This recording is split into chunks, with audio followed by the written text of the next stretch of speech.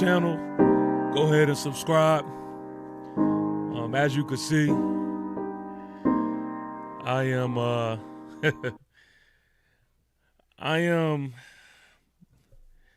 I don't do the whole demon time talk. I don't do that. I guess I would say I'm on I guess crash out mode. I guess you could say that. I guess that's where I'm led to be at this point in time. Positive P, who I usually am, I sat him to the side. Because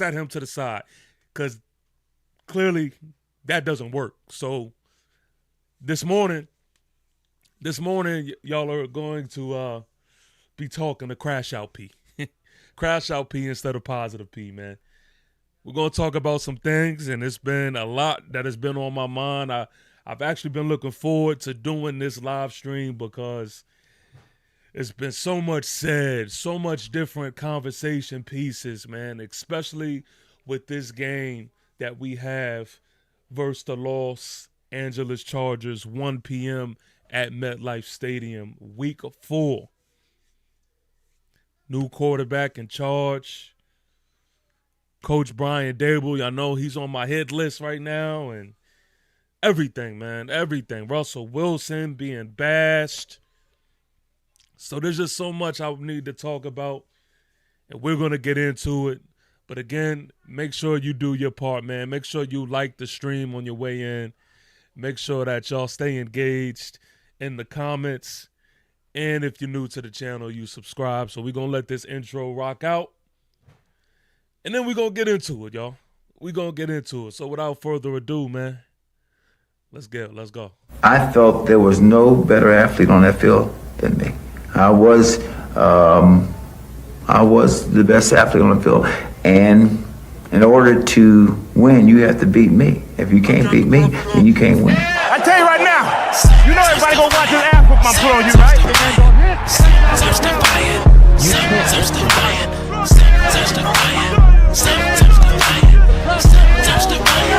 It's your guy who is never lying. Sometimes defiant. It's a good way to try. Both feet down on the ground, and then it came out of the pile. This ball's thrown entirely. That may be the greatest catch I've ever seen. Sometimes defiant. And it lobs it. Burris alone. Touchdown, New York.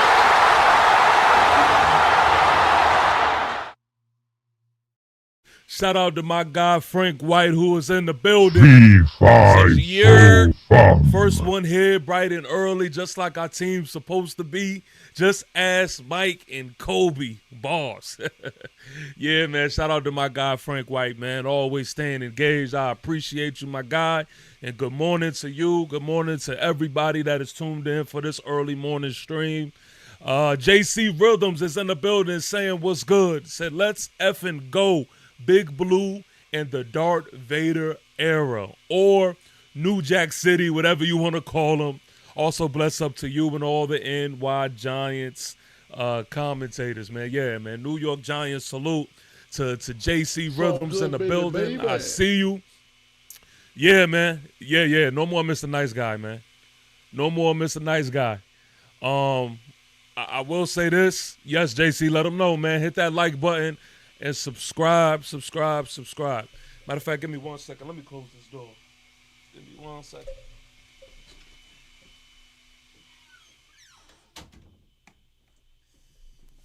I know it's Saturday morning. You know, wifey down there vacuuming, doing cleaning and all that good stuff. All right. So yeah, man. Yeah, this is really where it's really, came down to. I'm not with the bullshit anymore. I'm not with the fluff. I'm not with the, acting like everything is sweet. I'm just not on that, man. I don't know about y'all. I'm not just one of those just regular, degular, just fans. Y'all know me, man. I'm somebody who, live, breathe, sleep, eat the New York Football Giants. Pause if necessary. So from here on out, man, the type of time that I'm on, it is a earn everything, expect nothing type mindset. And when I say that, I mean, I'm not going out there with the mindset of being as hopeful and all that other shit. Everything from here on out is going to have to be earned. I'm not giving us no wins. I know a lot of people like, oh man, if this when we play the Saints, that's going to be our first win.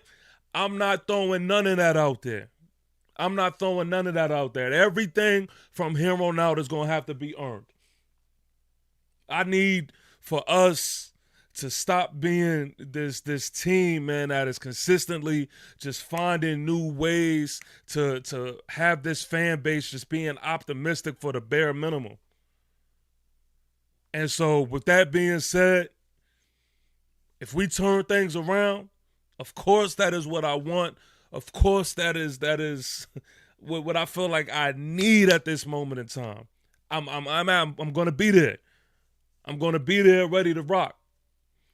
But it's going to have to be earned.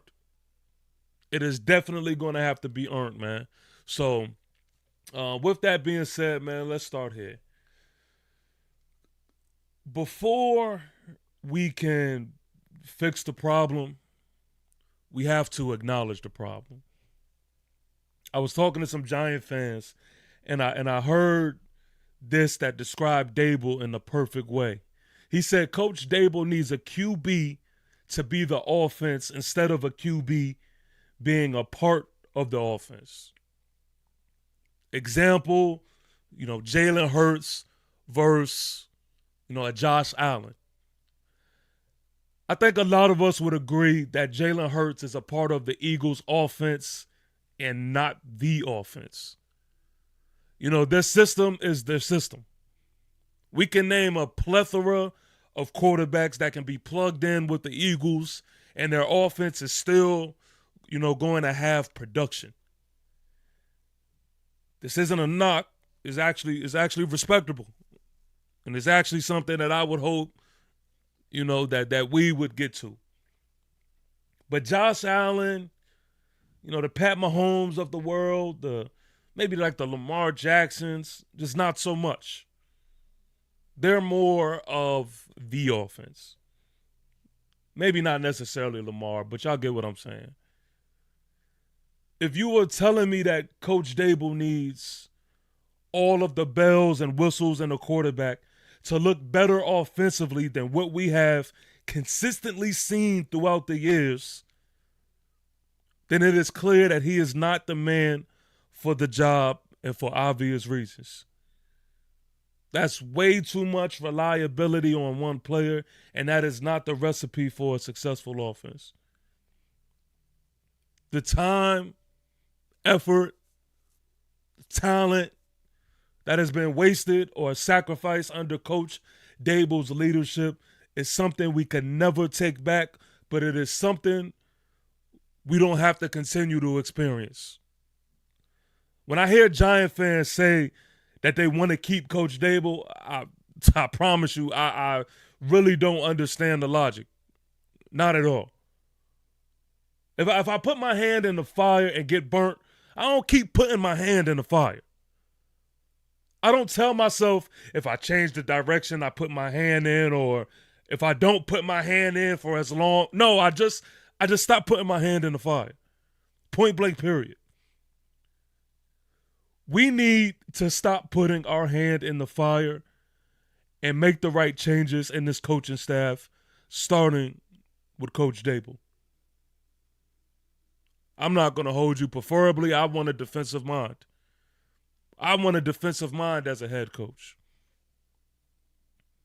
But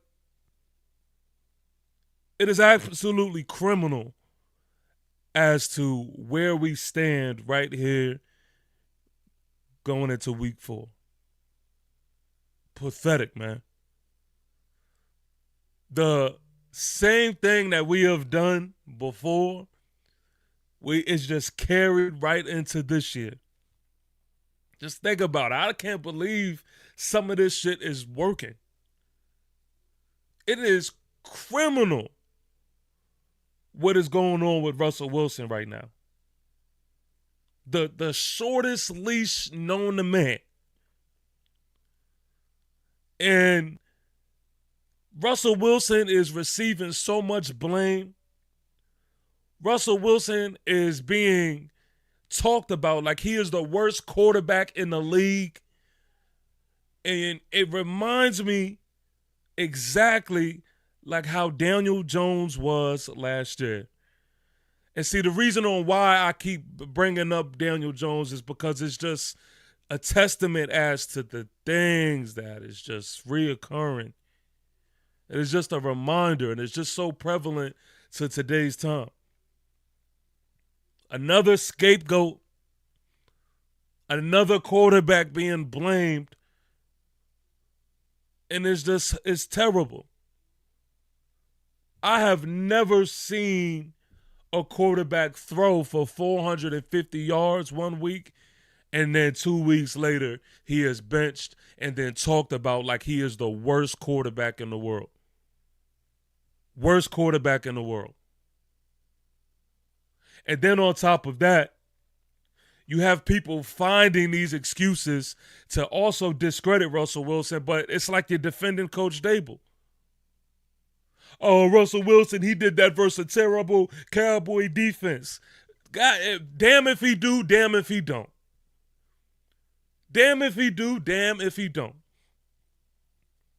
One of the other things that I'm completely just sick about, these narratives that is being painted. They show where Russell Wilson, he doesn't give his receiver a chance, that he throw the ball in a tunnel, on that red zone conversion that everybody keeps talking about. And I say this, consistently. I've said this, multiple times. I'll say it again. Russell Wilson should have most definitely gave either a tight end or a receiver or whoever a chance to make a play. He should have definitely did that. But to me, the bigger picture and the bigger story in that moment was the fact that if you go watch the film, nobody was open in that series. Nobody. Go watch it for yourself. And that's kind of been the story of this New York Giant offense, man. These weak-ass just play designs, these play calls, and just been absolutely treacherous in the red zone. And for some reason, the misdirection of the blame always misfires on Coach Dable. Or just this coaching staff in period. It is absolutely criminal, man. Now I get it. Russell Wilson, he didn't play the best of games. He didn't.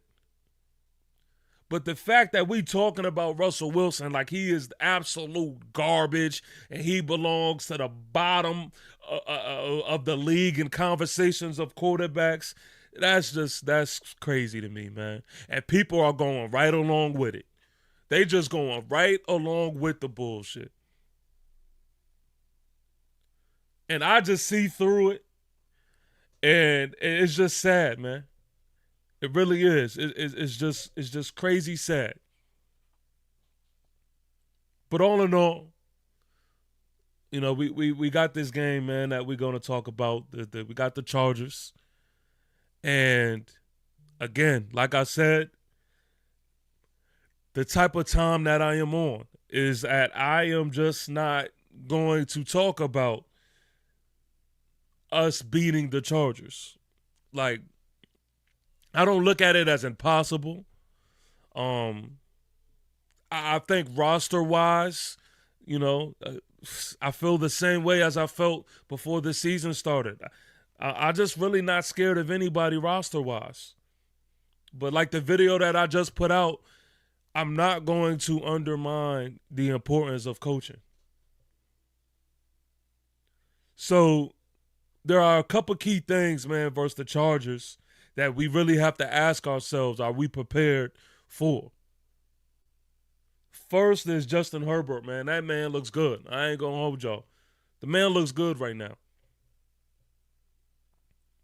Not only what he could do with his arm talent, but I don't know, maybe it's just me, but he just looks like he even added a burst, man, to the run game. He is somebody that could definitely hurt you if we're not disciplined in our gaps assignments and rushing the quarterback. He will hurt you.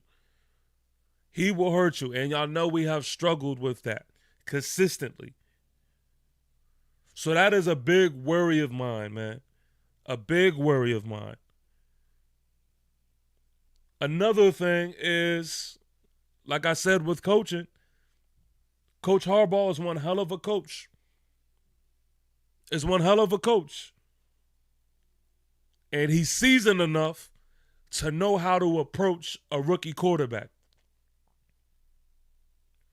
And I asked this question in my last video. I'll ask it again. Do y'all really and truly believe that Coach Dable can outcoach Coach Harbaugh? I don't see it. My heart wants to believe it. That can't change. I want to be able to say that, no, Coach Dable is in the hot seat. He is about to put together his best body of work. He is about to turn things on and capitalize by having Jackson Dart. I want to say these things. But the truth of the matter is this. He went into this season in the hot seat. He knew how important this season was. So if you ain't seen it these first 3 games, and let's say I'll remove the Cowboy game from it, but if you ain't seen it in these games so far, then I just don't believe that there is a switch that is to be turned on from this coaching staff. I don't. So that's one of my worries. Amarion Hampton out of UNC. I used to watch him consistently. Can't sleep on the man. He will drain us if we do not stop the run. If we are not disciplined. If we are not aggressive. They have some injuries up front in the offensive line. Yes, we could take advantage of it. But again, it's just one of those serious conversations where you have to ask yourselves, okay, we've said this plenty of times before. What are we actually going to do? Forget the conversation piece. Forget the conversation piece as to what can happen. What are we actually going to do? That's the meat and potatoes of everything. Also, they have a defense, man, that plays fast. And right now, as week 4 is concerned, they look like one of the best defenses in the league. I'm just being real with y'all. So, can we overcome those things? Can we overcome Justin Herbert playing as good as he is right now? Can we overcome Coach Harbaugh? I doubt. I know a lot of people saying, oh, this can be a trip game for the Chargers. That's the easy thing to say when you are just a bad team, right? Especially with potential. Especially with potential. That's the easy thing to say. That's the comforting thing to say. But with Coach Harbaugh, he's going to make sure that these guys know in that locker room that you can't sleep. You can't sleep. Are we going to be able to stop the run consistently on Amarion Hampton, man, who is, trying to build on top of games and really make a name for himself in the National Football League? And what can this offense do versus a Los Angeles Charger team, man, that right now is on fire? It's on fire. Now, let's talk about our quarterback, man, Jackson Dart, a.k.a. J Money. As my dog, Ghost Dog, would say, New Jack City. That is the most exciting thing to look forward to in this game, man. The quarterback that we drafted in J Money, we've seen him in preseason. We've seen, good things there. We've heard good things in the offseason, but now it's go time. So what is Jackson Dart going to look like in the regular season when it actually means something? And when we absolutely need a quarterback that can play above the playbook. What do we have in this guy? I will say this, man. Jackson Dart looks hungry. Looks hungry. I'm gonna tell y'all this, man. When I was in high school and I had to sit out my junior year in high school, that was like the worst and best thing that could really happen for me. I say the worst is because you just want to play, right? Of course. Football players want to play. They want to play through injury. They want to play through hard times. They just want to play, right? I didn't have the grades. So I remember just watching my team go out there, and every single game I was there. I was in the stands, and that was weird because I've never, experienced that, right? But the good thing is it fed my hunger. It fed my hunger watching to get those mental reps that I would have never gotten before, to be able to watch my team go out there and battle. Every single game, it fed my hunger. And I see that in Jackson Dart. I see him looking from the sideline, waiting for his opportunity. And then you could see when he actually did get into the game the couple of times that he did, you would see him when he ran the ball. He ran with intensity, right? But how did he finish his runs? He finished his runs the same way that Cam Scatterbull finished his runs. Aggressive. Just ready to go. And see, that is what makes me excited to see Jackson Dart. It's because I know hunger when I see it, man. And that man, mentally, he is hungry. Speaking of the mobility aspect of it, man, he is mobile. He is mobile. Now, we just talked about what Justin Herbert can do with his legs. Well, let's not get it twisted. Jackson Dart can do something as well. Jackson Dart can make you pay as well. And that is the element that, is can't be underrated, because when all fails, and especially with this play designs and shit that we've been seeing from this team, when all shit breaks down, at some point we're just going to have to rely on just natural ability and talents. And I think Jackson Dart does have that. But you also have to ask yourself, okay, what does Jackson Dart do that Russell Wilson doesn't? And one of the things, too, that I could say is I like the height advantage. I've never been a fan of short quarterbacks unless they have been proven, right? But Jackson Dart, I like the fact that he has the height of a quarterback and that he's able to actually see over the offensive and defensive line. And so a lot of these reads are going to be more confident reads and more responsible reads, I would like to think.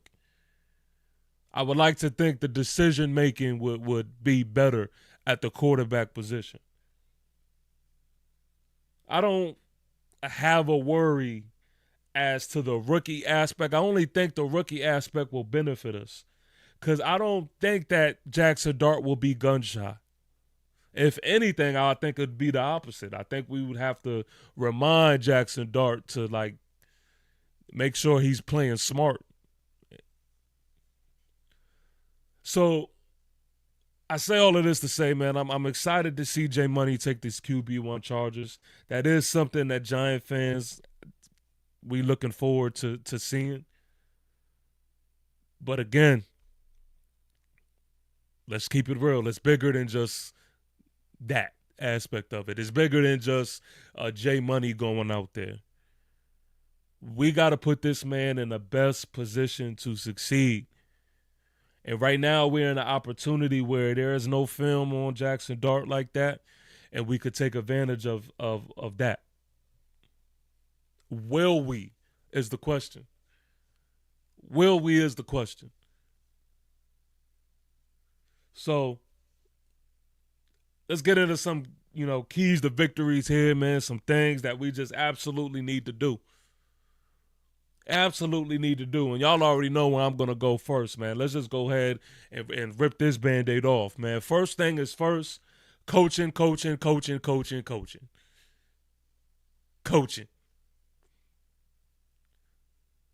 I don't think that the creativity, bag just automatically opens because we have Jackson Dart at quarterback. I'm sorry to tell y'all, but that is a myth, y'all. That is a myth.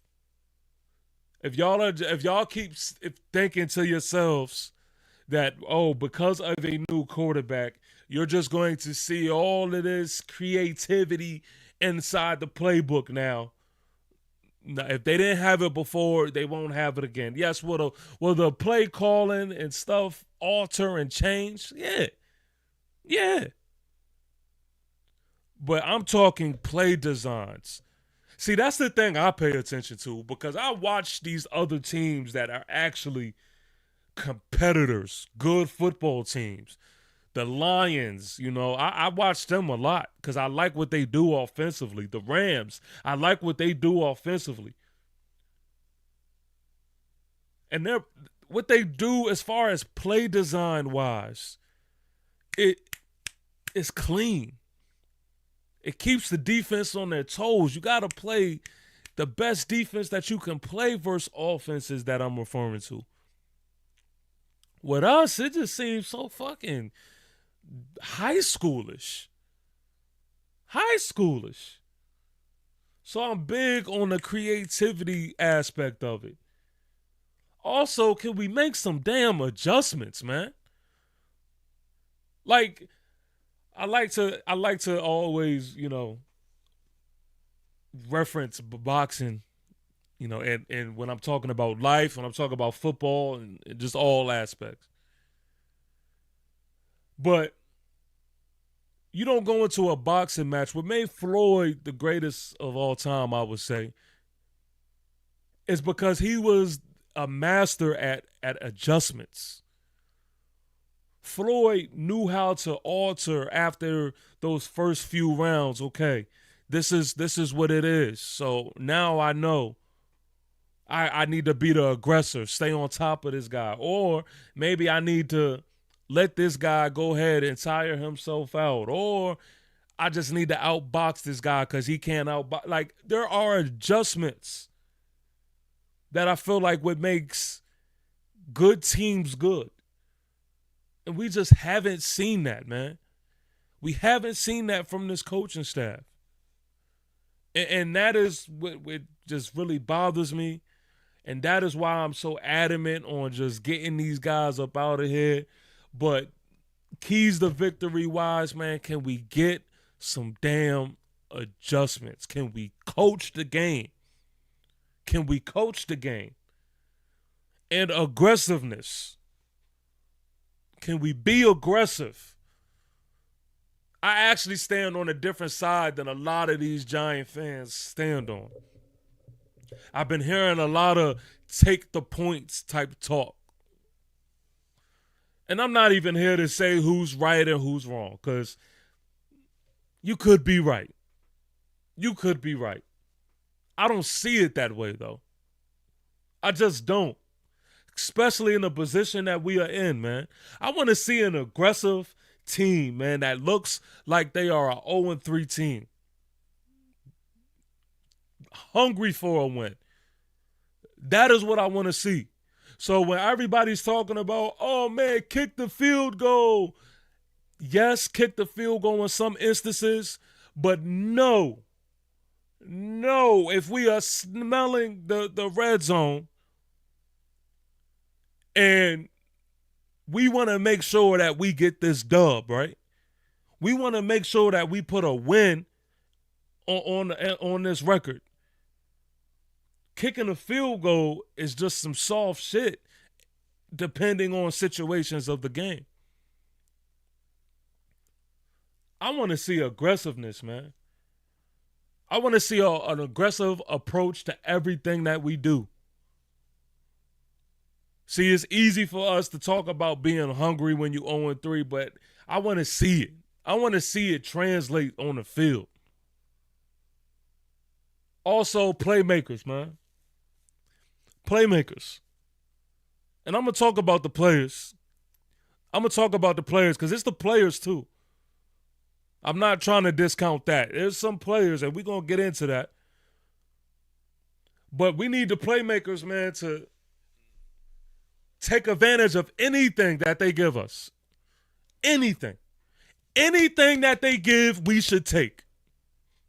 We should take. And that goes to what I was just saying about looking like a team that is 0-3, trying to get a win. Because that bullshit that we did with the Chiefs, you over there having the ball in your hand to recover a fumble and you letting the quarterback and Patrick Mahomes snatch it from a linebacker, that's pathetic. These interceptions, if you're there, catch the damn ball. I don't want to hear that shit, oh, they play defense so they can't catch. No, they're athletes. They catch the damn ball, man. We need turnovers. We need big plays. We need playmakers to be playmakers. No time for the, next time. Oh, my bad. No time for that shit. You don't get that luxury when you're 0-3. Look around the league. Everybody's everybody's getting a win. That shit should feel like that shit should speak to you. Again, can we get to the quarterback, please? Can we get to the quarterback? No, let me switch that. Because forget getting to the quarterback. Can we make plays? Can we tackle the fucking quarterback? Forget getting to the quarterback, because we do that. We'll get to the quarterback all day and night. Can we tackle the quarterback? Because I'm tired of seeing us doing all of these beautiful ass pass rushing moves, get in there just for us to end up on a highlight reel of Patrick Mahomes or if we bullshit of a Justin Herbert.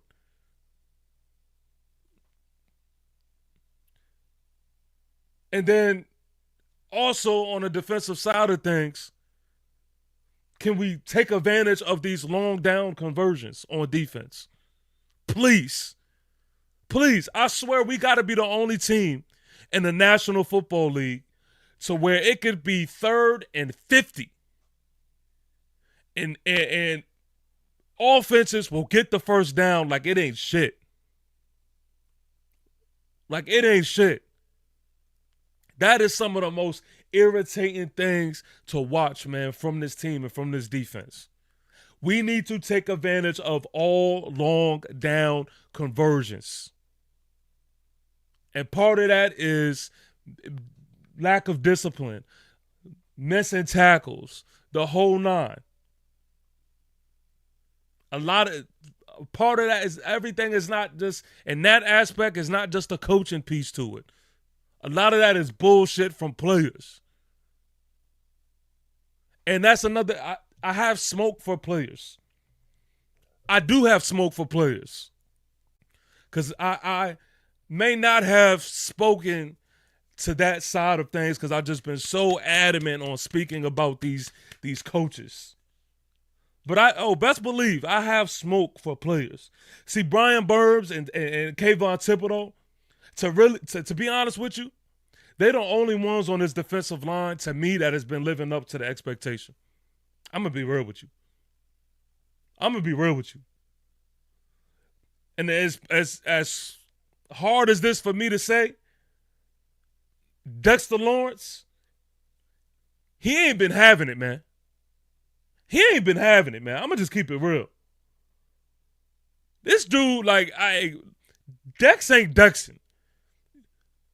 There's a few times out there with Dex where he looked like he don't need to be double teamed.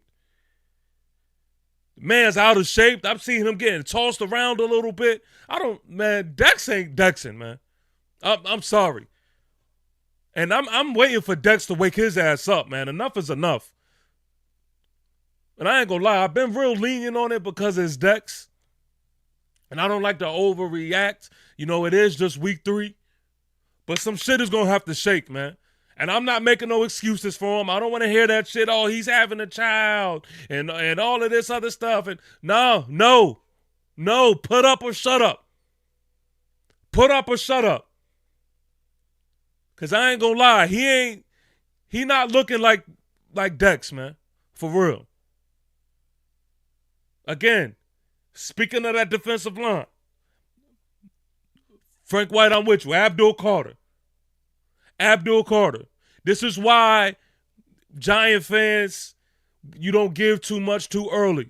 And when somebody tries to step in and they try to ask for the number 56, you check that shit. Because I would have been absolutely pissed if Abdul Carter would have marched out to the field and he would have been rocking 56 doing some of the shit that I see Abdul doing, man. And this is not me trying to overreact and try to act like Abdul is just going to be garbage or anything asinine like that. But his tackling ability is in question. It is in question.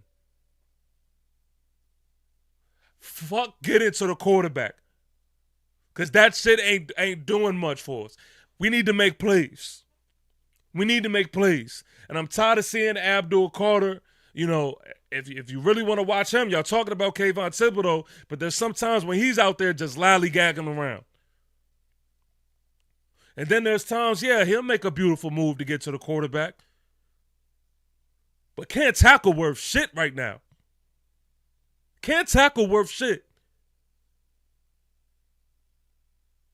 So, again, this D-line is underwhelming. It's not playing up to the standard that I expect and need them to play up to. And they need to step their shit up. Point blank, period. And I don't care where they're placed. I don't give a damn if Dexter Lawrence is playing safety. They need to step their shit up, man. No excuses. Theo Johnson, I got smoke for him. If it ain't one thing, it's another. At first, it's you dropping passes, and then you blocking like a hoe. Need you to get your head out your ass, Theo.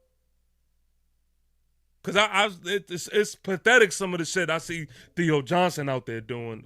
Some of the shit I see, I'm like, God dang, man. All this shit I've been hyping Theo Johnson up.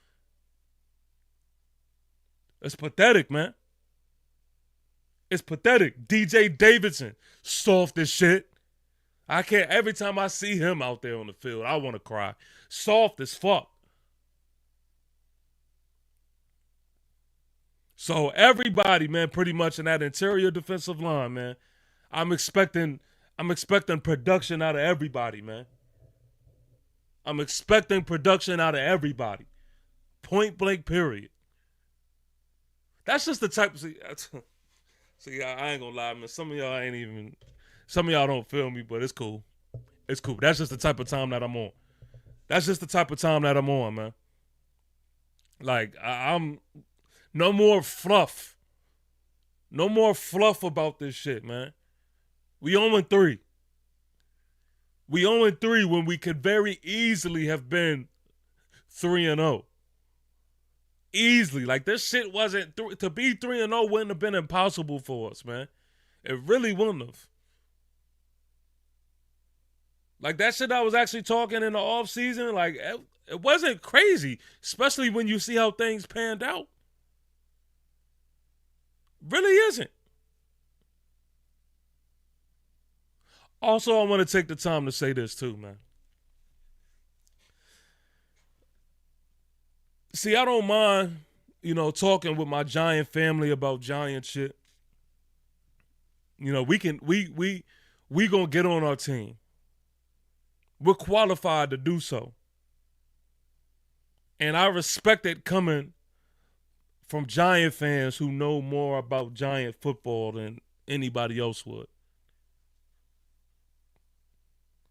But see, there's been a case of other teams talking big boy shit, and they're only a product of a weak-ass schedule. See, there's teams who would probably have the same record as us if they had the schedule that we had. I see a lot of teams out there. No, I ain't gonna say a lot, but I see a couple of teams out there that just had their first win and now they talking big boy shit. Bears, Panthers. It's amazing what one win could do for the mindset of some of these fan bases. It's amazing. We got Bears fans talking crazy about us like they are just on such a higher tier than us. Yeah, y'all beat y'all beat Dallas, y'all beat the Cowboys, but y'all beat a CD-less team. How? I mean, what are we talking about? What are we talking about? And y'all played them away. On top of that, we're not the same. We're not the same. Because as things was looking, if CD would have played that whole game, I guarantee that Bears game would have looked a lot different. I promise you. And then the Panthers. There's Panther fans out there. I'm not even talking about my twin brother. I see Panther fans talking just like they just this fucking wonderful of a team. Y'all beat up on the Falcons and now y'all back. Man, cut the shit. Cut the shit. Because all in all, a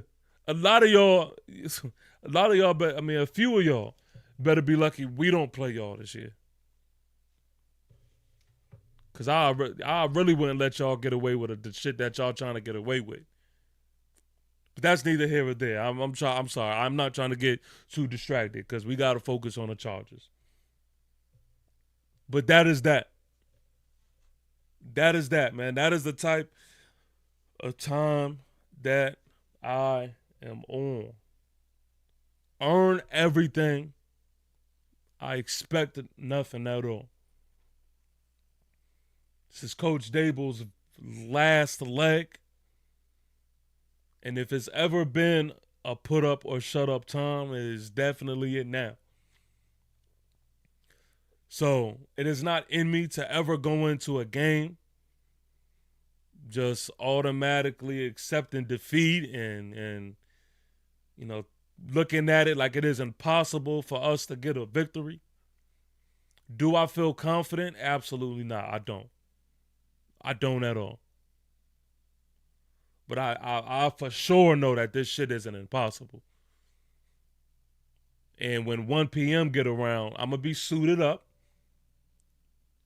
And I'm still going to be making sure I do my job as a fan and making sure that, I'm cheering on the squad and I'm rocking heavy on my end. That's just what it is. So, a huge game for us. This is week 4. And if something's going to shake, it's going to have to shake now. It's going to have to shake now. So, ladies and gentlemen, that is all I have for us this morning. Listen, man. Thank y'all for rocking with me this morning. I know this is a little different time schedule that we've had. I've been super busy, y'all. I've been super busy. And, you know, better late than never, I guess you would say. And I just wanted to make sure, man, that I got, you know, all of this off my chest, man, and we was able, you know, to talk about it. But I see y'all in the comments. Shout out to each and every one of y'all. My guy, Last Man Standing, I see you. Mike Sports Vibes, Minnesota Viking content creator, I see you. Frank White, thanks for rocking with me, bro. JC Rhythms, I see you. My sister's in the chat as well, man. Shout out to my big sis. Born for Sports is in the building. Says he will be out there tomorrow. Let's go. Make sure you hold it down, man. Represent, man. Make sure y'all subscribe to Born for Sports if you haven't already. And as we close this thing, man, please make sure that you subscribe to the Aboriginal Sports Network. Subscribe right now, where you catch all my live streams, all my pregame and postgame live streams. And of course, make sure that you subscribe to T.P. Wade, the Giant. It's showtime, man. It's go time. Y'all make sure that right after the game, y'all know how we give it up. We'll be right here for the post-game live stream. Make sure y'all tune in. See you then. New York Giants, salute to each and every one of you. V5, full form. Peace.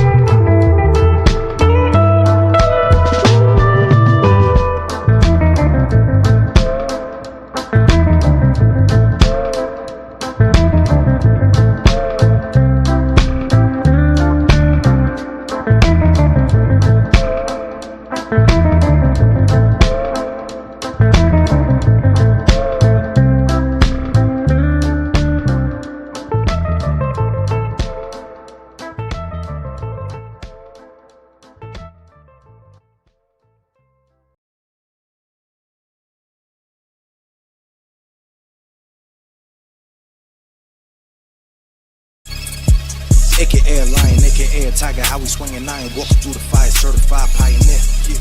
Keep applying pressure to the foes, going closer than I am here, closer than my dish. TP Wade, the Giant here.